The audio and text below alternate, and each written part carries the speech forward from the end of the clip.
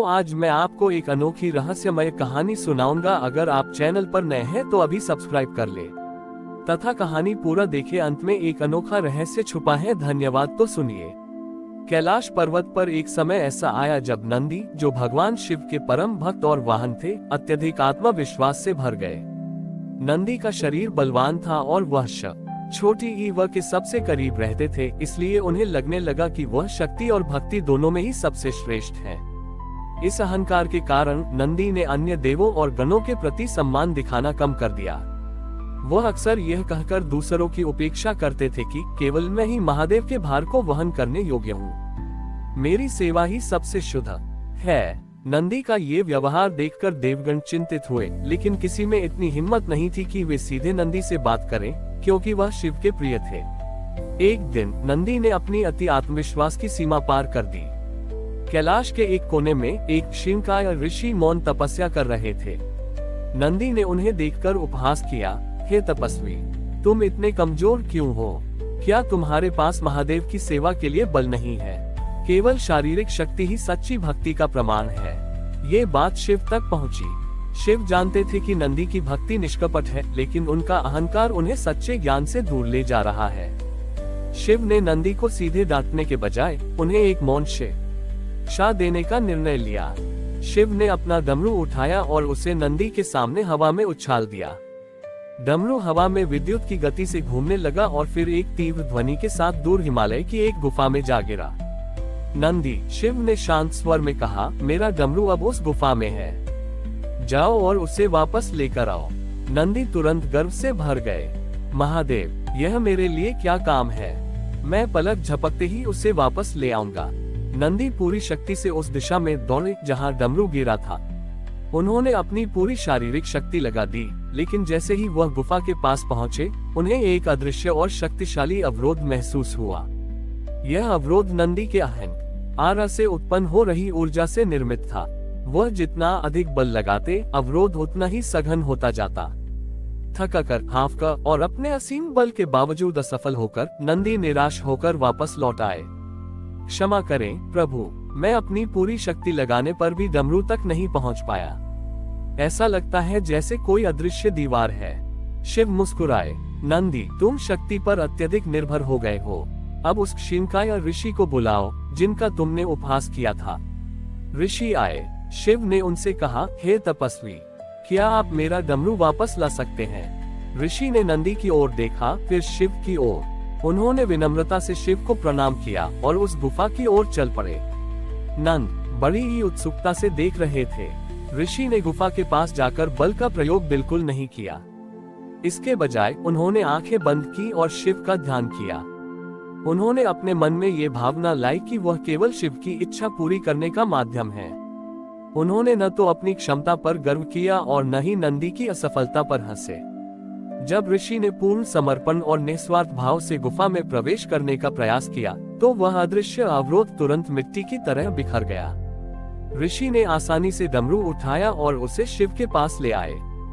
डमरू वापस आने पर शिव ने नंदी को समझाया, नंदी, तुम मेरे सबसे प्रिय हो, लेकिन तुम ये भूल गए कि शक्ति केवल शरीर में नहीं होती।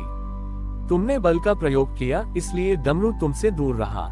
ऋषि ने विनम्रता, समर्पण और निस्वार्थ भाव का प्रयोग किया। जो अवरोध तुम्हारे अहंकार ने बनाया था, वह उनके प्रेम और नम्रता के सामने टिक नहीं सका। मेरा डमरू सृष्टि के नाद का प्रतीक है। ये तभी तुम्हारे पास आएगा जब तुम दूसरों का सम्मान करोगे और अपने स्वयं के बल पर घमंड करना छोड़ दोगे। सच्ची भक्ति में आत्म त्याग होता है, आत्म प्रदर्शन नहीं। नंदी का अहंकार टूट गया। उन्होंने तुरंत ऋषि और सभी गणों से क्षमा मांगी। उन्होंने यह अटूट सत्य सीखा कि सबसे बड़ी शक्ति शारीरिक बल में नहीं, बल्कि हृदय की विनम्रता और शुद्ध समर्पण में निहित है। ये कहानी हमें सिखाती है कि सच्ची सेवा और भक्ति के लिए अहंकार का त्याग और विनम्रता सबसे आवश्यक है, क्योंकि भगवान का आशीर्वाद वहीं ठहरता है जहाँ नम्रता होती है। से अहंकार का बोझ हटते ही उन्हें एक अभूतपूर्व शांति का अनुभव हुआ। उन्होंने समझा कि वह अपने असीम बल के बावजूद क्यों असफल रहे और ऋषि अपनी क्षीणता के बावजूद क्यों सफल हुए। इस घटना के बाद नंदी ने अपने बल का उपयोग करना कम कर दिया और विनम्रता का अभ्यास बढ़ा दिया। वह अब चुपचाप निस्वार्थ भाव से सभी गणों का बड़ी ही सहायता करते और छोटे से छोटे प्राणी को भी पूरा सम्मान देते। लेकिन नंदी के मन में एक सूक्ष्म संदेह अभी भी था। वह सोचते थे, मैंने बल का प्रयोग करना तो छोड़ दिया, पर क्या बल पूरी तरह से निरर्थक है? अगर आवश्यकता पड़ने पर मेरी शारीरिक शक्ति काम न आए तो मेरी सेवा कैसे पूरी होगी? उद्धरण चिन्ह। एक दिन कैलाश के ऊपरी भाग में एक अचानक आपदा आ गई। एक विशाल का हिमखंड खिसकना शुरू हो गया, जो सीधे नीचे आश्रय लिए हुए कई तपस्वियों को कुचल सकता था। ये देखते ही सभी गणों में भगदड़ मच गई। ऋषि और अन्य देवगण अपनी आध्यात्मिक शक्ति से उस हिमखंड को धीमा करने का प्रयास कर रहे थे, लेकिन हिमखंड की गति और द्रव यमान अत्यधिक था। नंदी ने उस दृश्य को देखा। उनके मन में पहला विचार आया कि वह बल का प्रयोग न करें, क्योंकि शिव ने उन्हें विनम्रता सिखाई थी। लेकिन दूसरा विचार आया कि यहाँ जीवन खतरे में है। ये सेवा का क्षण था, आत्म प्रदर्शन का नहीं। नंदी ने शिव के विनम्रता और समर्पण के पाठ को याद किया।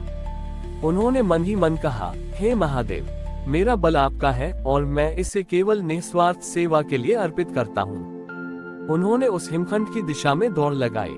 इस बार नंदी के दौड़ने की गति पहले से कई गुना अधिक थी, लेकिन इस गति में अहंकार का शोर नहीं था, बल्कि समर्पण की शांत शक्ति थी। जब नंदी हिमखंड से टकराए तो वह केवल शरीर से नहीं टकराए। उन्होंने अपनी सारी शक्ति, अपनी सारी भक्ति और अपने नव अधिग्रहित विनम्रता को उस एकल प्रयास में विलय कर दिया। चमत्कार हुआ। नंदी के शरीर से टकराते ही हिमखंड पूरी तरह से रुका नहीं, बल्कि उसकी गति अविश्वसनीय रूप से धीमी हो गई। ठीक उसी क्षण ऋषि और अन्य देवगणों की आध्यात्मिक शक्ति ने अपनी धीमी गति वाली ऊर्जा को केंद्रित किया। नंदी के समर्पित भौतिक बल और ऋषियों की आध्यात्मिक ऊर्जा ने एक दूसरे के साथ तालमेल बिठाया। दोनों शक्तियों के मिलन से एक अद्वितीय ऊर्जा चक्र बना, जिसने हिमखंड को बिना टूटे एक सुरक्षित स्थान पर मोड़ दिया। सभी तपस्वियों का जीवन बच गया। शिव, जो ये सब देख रहे थे, प्रकट हुए।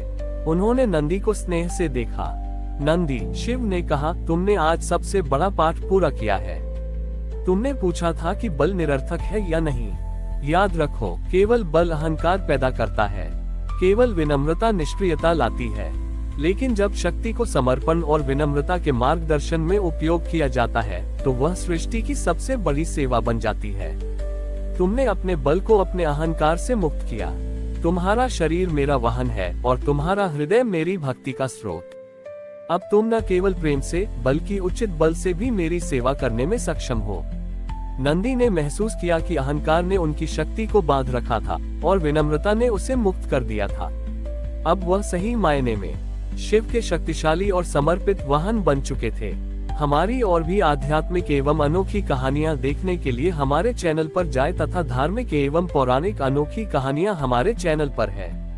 कृपया जाके देखें तथा हमारे चैनल को सब्सक्राइब करके रखें और वीडियो लाइक जरूर करें। धन्यवाद।